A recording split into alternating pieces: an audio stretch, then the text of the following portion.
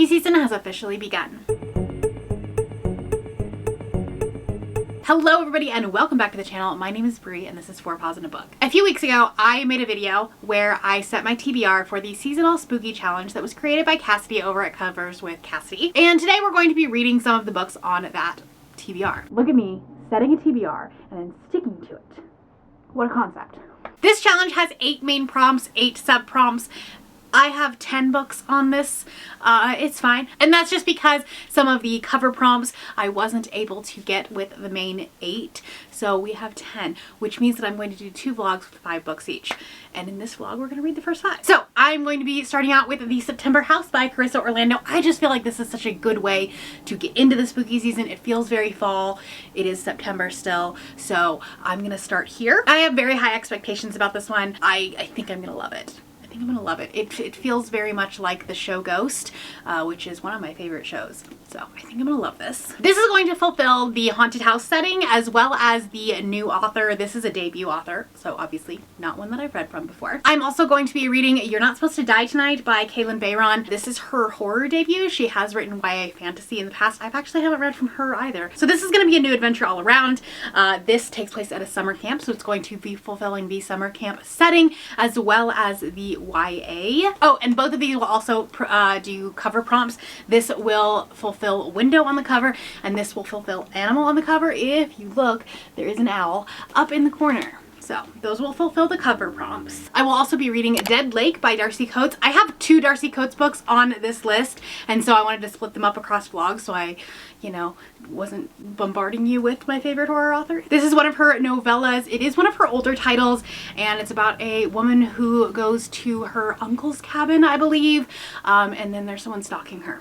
And he may or may not be actually real. I don't know. This will fulfill the In the Woods prompt as well as the novella prompt. And then for the cover prompt, it's going to fit the water on the cover.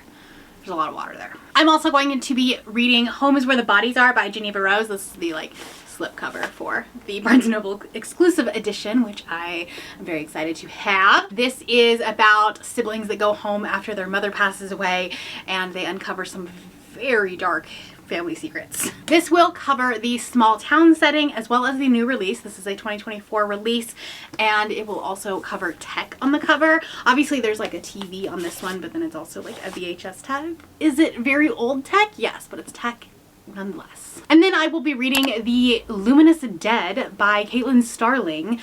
This is a sci-fi horror, which is definitely a genre that I really love, and not one that I read a ton of, but like when I read it, I enjoy it, so I should find more. And this is about a caver who lies on her resume, gets assigned to this mission, and it's a whole lot more than she bargained for. This is going to cover an isolated setting.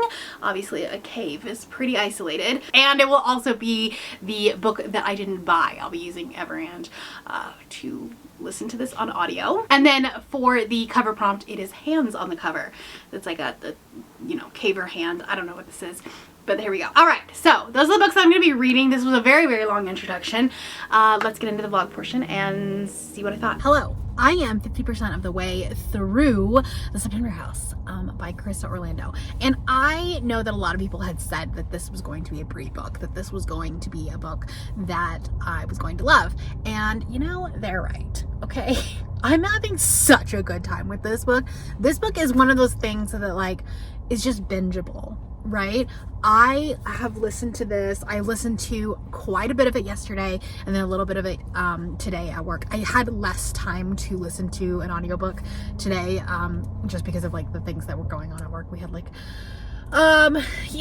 an emergency, but I had to do a lot of phone calls. We got an inspection report from one of our stores, and there's something on the inspection report that I've never seen before. We've never been cited for it. We have 50 locations. And I feel like they were just making things up, but it's fine. So we have to do a couple of things to make sure that we're in compliance. That's neither here nor there, but that is a little bit of what my day job is. I am essentially the liaison between health departments and our company. So that's what I had to liaise. That being said, this book like, I was listening to it last night while I was, like, I got home from work. I was home alone for a little bit. Derek had an event, like, at his job, and so I was just, like, chilling. I was playing a game on my phone, and it was, like, 6:30 at night, and I had been, like, laying in my bed for almost 2 hours. Derek told me, goes, "What are you doing?" I was like, "Oh, wow." It was like almost dark outside. It's like, it was a whole thing. And I was just like, oh, that's, you know, I just got sucked into this book. And it's like, it kind of starts slow, but still in a way that is just so enjoyable and so, like, mysterious. Everything is getting unlocked and unlayered.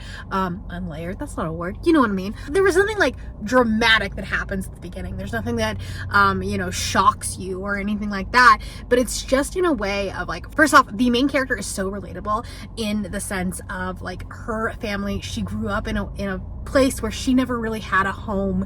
She never had a place where, like, she could call home. So that was her dream. She wanted to own a home. And I feel like that personally, like, that's been something that's, you know, I grew up, we used to make jokes that, like, we moved more than a military family, because I swear to God, we moved every 2 to 3 years. I think the longest that I stayed in a house when I was a kid was 5 years. I feel like it was like every couple of years we would move for one reason or another. And so I moved a lot as a kid. By the time I graduated college, I think I had moved almost 20 times. That includes, like, moving in and out of dorms, but you know what I mean. I very much related to that idea of this house, despite all of its problems and its issues and its ghost. There was just something about it, because it was something that she could say was home. Like, she could hang her hat at the end of the day. You know what I mean? Metaphorically. Very much enjoying that. I love our main character. And I don't think that it is a lot like Ghost, the show, which I've kind of been touting that it sounds like it's Ghost, the show. I don't think it is. The main characters are older, like, they have an adult child, so she's, like, much older, but also it's just darker than that show, because I think that there's, like, that show is a comedy, and, like, everyone that is a ghost that had died on that property is, like, they died in a comedic way, they died in a funny way, and they're all a big happy, like, that's a found family thing. And this is so much darker, and we have kind of hinted at why a couple of the people have died, or, like, how they died, why they are ghosts there. Not to the extent, like, there's definitely not something walking right up to me on his phone, and he's just, like, walking around. I don't know what he's doing. Anyway, that being said, we haven't, like, figured out everything that's going on, and there's been some hints at things that, like, I am confused by.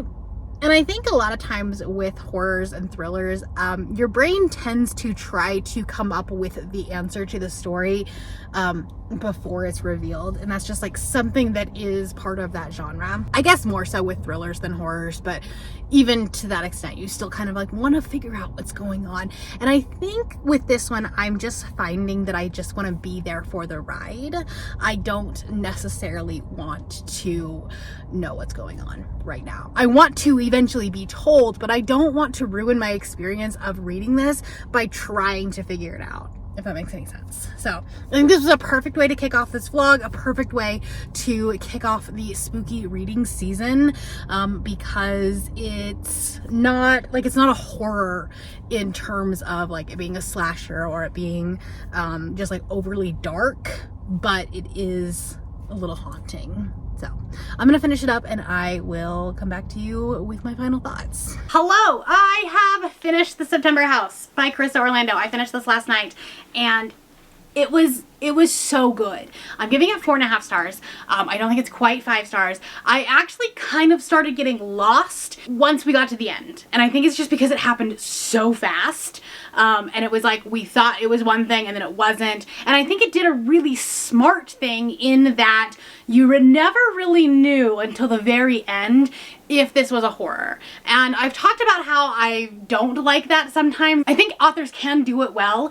And if it is done well, and, like, I'm trying to think. The House Across the Lake is a perfect example of an author that tried to do that, where he like was like, oh, is it horror? Is it horror? No, it's not. Yes, it is. No, it's not. And it was like frustrating, but this one I think did it in a way that it made sense. And I mean, like, even finishing the book, I don't really know. I mean, I know it was horror, yes, but like how much of that is in her head, how much of this was actually happening. And I think like up until the end, you really just, you didn't know. You did not know. So giving it 4.5 stars. I think this was a surprise in a lot of ways because A, I think it's less humorous than I thought it was going to be. And I think like that was a self-sabotage in a way because I was always comping it to Ghost, and the Ghost is a comedy. This is not a comedy in the slightest. I think it has some humor, some brevity, some lightness to it, but it's very dark. And I think that it gets put on a lot of lists of like books for people that don't necessarily like spooky books. And while I agree with that to an extent, I don't want someone to go into this if this is their first horror book, right? Because I do think like there is a lot of conversation, discussion about blood, about body parts, about this child's intestines hanging out, about this woman walking around with a bag of bones. Obviously there is the humor, especially with Francesca, one of the ghosts who is just trying to be helpful, and she is the housemaid, but she like does not know what she's doing, and she starts like putting the tea bags in the medicine cabinet and the like piles of dirt in the silverware drawer, and it's just like, what are you doing? And it was such an like, I don't know, mind-boggling thing with this character being like, no, I know that I'm not going crazy, but where the fuck did I put my tea bags? Until you find out that it's like the ghost that's doing it. And I think that like there's some logic issues to this. I think that there's like some times where it's like, well, why is this happening the way that it is? Why is it that some people can see and why others can't? But I think it was still such a satisfying ending, and like the conclusion made sense. So 4.5 stars. Very much enjoyed this, and a great way to kick off this vlog. Hello. Last night I finished You're Not Supposed to Die Tonight, and this book was exactly what I thought it was going to be, okay? Here's the thing. I don't read a ton of YA horror anymore. I don't read a ton of YA anymore. And this book, I think, did exactly what it was trying to do. I think it just did it too fast. I love campy horror, okay? I love horror set at a summer camp. Those two things are not mutually exclusive. However, I'm not talking about the exact same thing. I'm gonna put this down because it's shining really brightly and I'm getting a weird glare. But if you don't know, during my college career, I was a camp counselor. I worked for a YMCA summer camp up in the woods of Oklahoma, and it was a little creepy. Like, you would get off the freeway and then you would go up this like over the bridge and then up this little hill. The way that this camp was so hidden from civilization, even though like it wasn't actually, like, it was pretty close, but like it looked really, really hidden, okay? You had to like go up this hill in this forest just to get to like the main camp. So this book really kind of brought me back to those days of like pretending our camp was haunted.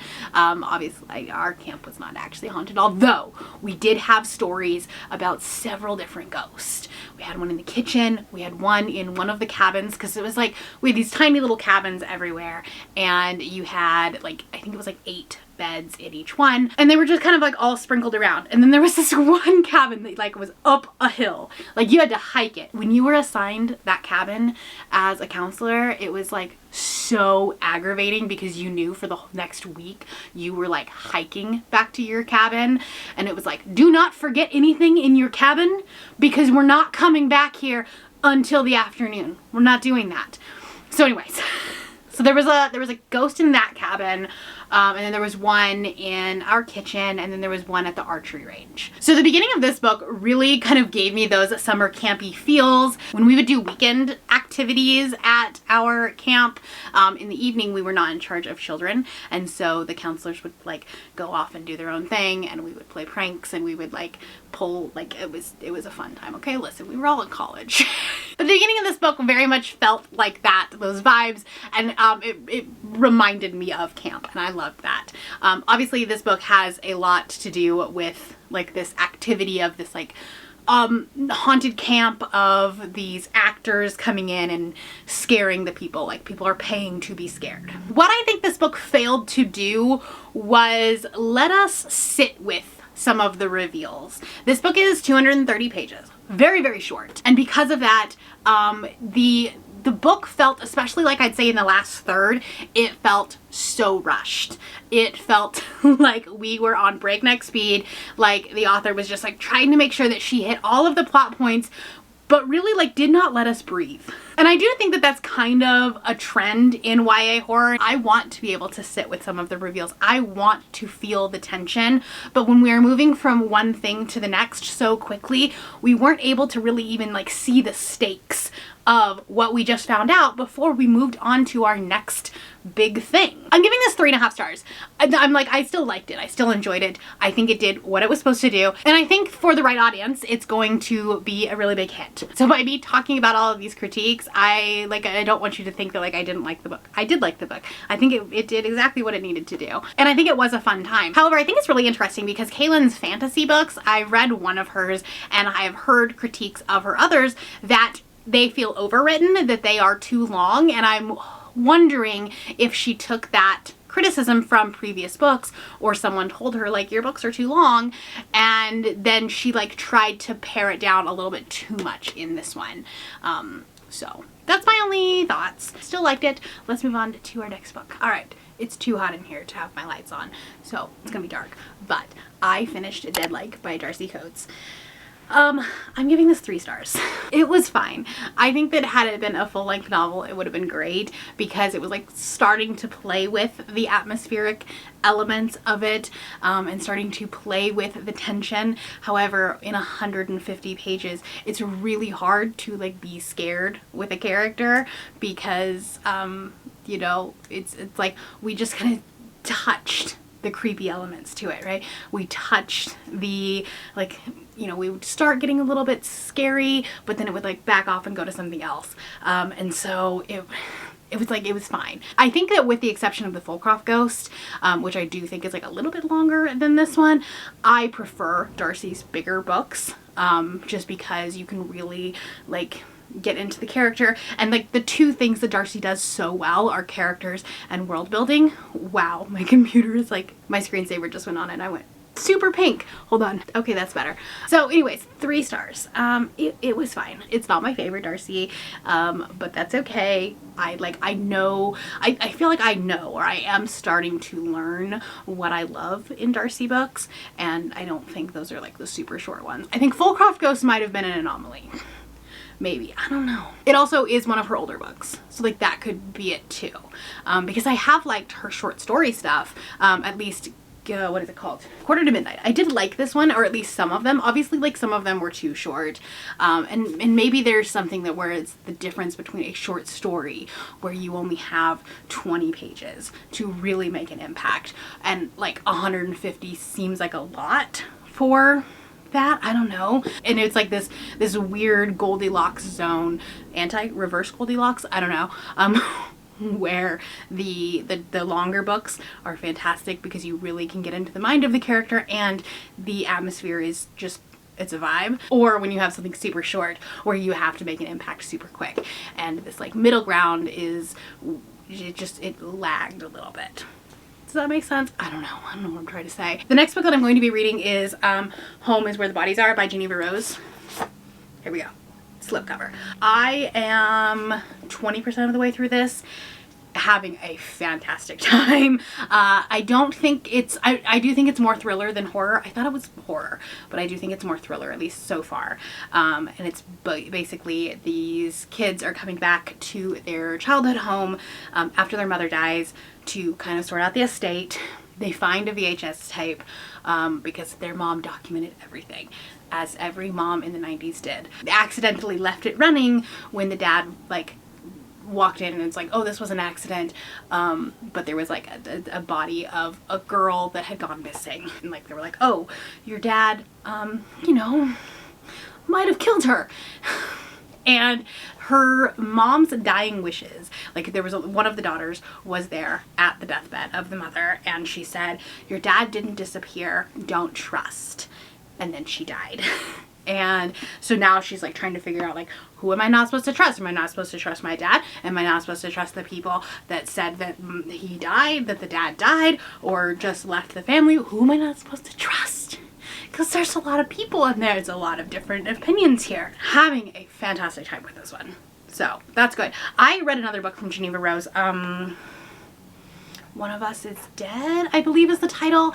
And it was fine. The book was fine. It was very much like Desperate Housewives, like very drama queen type thing of the, you know, the women going to a salon and hearing the gossip and like being like, oh, this, you know, person had died. And it was very much like, you know, Desperate Housewives, like just drama, small town drama, rich people problems. And so like those tropes don't necessarily work for me. And then because of that, I just have not been super excited to pick another one of her books up. I do have another one from her. What's it called? You Shouldn't Have Come Here. I have this one from her. I moved everything around on my shelf, so now I don't know where anything is. It's fine. I have been worried about picking this one up because I just, like, the book that I read from her was just fine, but I'm having a fantastic time with this one. So great, we're gonna continue vibing and I will touch base with you when I have more to say. Just kidding, I have something else to say. I am not necessarily focusing on the like bonus words, the bonus tropes in this vlog at least. However, I read Middle of the Night by Riley Sager for another vlog and I'll link it up above because I think that one is coming out before this one. And this one kind of sort of touches on cults, so I'm gonna count it. Not like gonna vlog it in this one because I already did. But if you're looking for a book with cults, it's not a lot of cults, but it touches on it. So if you are looking for something, this one has it. Okay, I'm at work. I have about 2 hours left of my book. I'm about 60% of the way through. I just need to put this on record before I finish it. And also I've been doing a really bad job about like updating you guys as I read the books. So here I am to try to rectify that. But I think the brother had something to do with it. I don't know. He's just acting like too nice of a guy. And they're setting the dad up for like it to be the obvious thing. I know, I think the brother's involved somehow. I just need to put that on record in case I'm right. I'm not going to tell you if I'm right because that would be a spoiler, but that's my theory right now. But I'm going to finish this book. Hello, I'm back. I finished Homes Where the Bodies Are. I loved this book. I think I'm going to give it 4.5 stars. There were some things that were predictable. There were some things that were very much out of left field, but this was so like edge of your seat.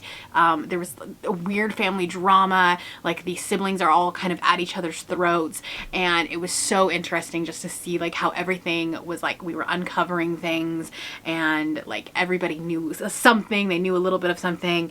And yeah, it was a good time. It was fun. Definitely better than what I have read from her in the past. But this one is definitely better. This one is definitely more like gripping. The pacing was just so well done. Like I read this so quickly and I kept wanting to be back in it when I wasn't reading it. So very excited about that. It's a win. We have a winner for this vlog so far. We always love to see that when I find a book or put a book on a TBR and then I really, really enjoy it. The next book that I am reading is going to be the last book for this vlog, and that's going to be The Luminous Dead by Caitlin Starling. And this is very much a like sci-fi horror, and I definitely think it's more sci-fi leaning than horror leaning. The only like horrific part that we have had so far is just like the isolation fact. So glad that I'm putting it in that trope, but it's, you know, she's going down to this cave on this weird planet. The only person that she's in contact with is the person in her earpiece that is basically giving her all of the information. And we're finding out things about this this adventure, this like mission that she is on. She has kind of fudged her abilities, her expertise, if you will, and it's been an interesting like slow unravel. I'm only 32% of the way in and I actually thought I was much farther in it because I feel like we have unveiled a lot, but like every time you peel back a layer then there's more questions, I guess. So like we are definitely, you know, going through this slowly and finding out things as you go along. And I am enjoying this. I do think that the pacing might be a little bit slow just for my personal taste, because like I just finished this book, which was so fast, like breakneck speed. And then this one is just like, we are going to slowly feed you the crumbs.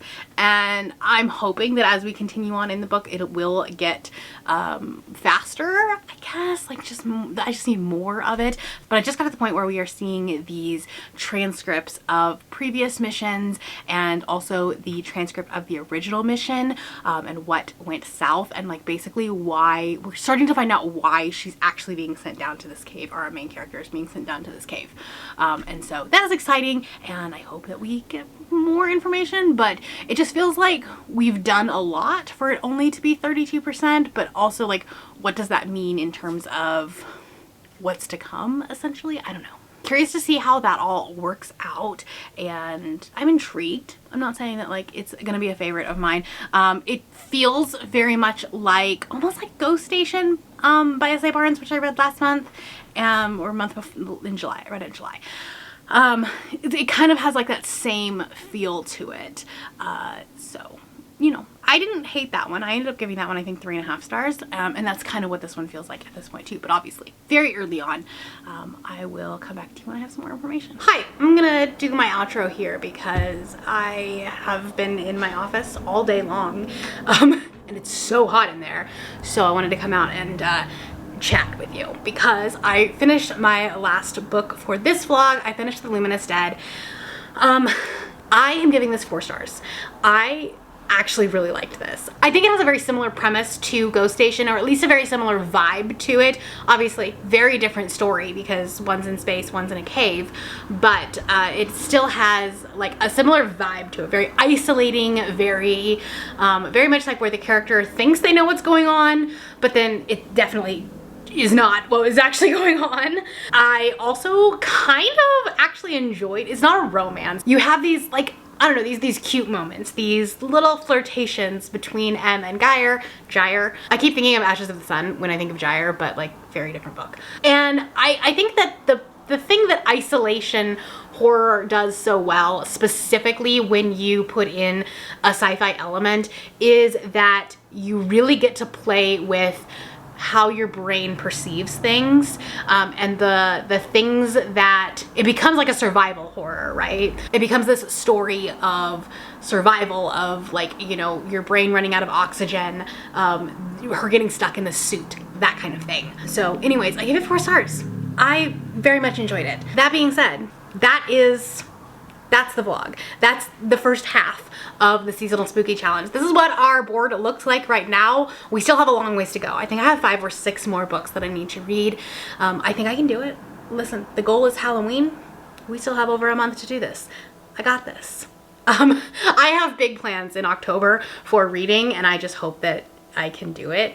It's fine. It's fine. It's fine. It's fine. Anyways, let me know a spooky book that you are enjoying recently, or maybe like one that surprised you, because I think I got a lot of surprises in this, and most of them were good surprises. So that's a win. This vlog was a win. But if you have a surprise, let me know down below. And if you're not feeling chatty, do the ghost emoji. If you want to see my most recent book haul, where I did talk about some of my vlog plans for October, I'll leave it right here. And if you're new here and you have not yet subscribed, there's a little button, you can do so down below the video. If you'd like to hang out with me more, the links to my Instagram, Goodreads, Twitter, and my Patreon are linked in the description below.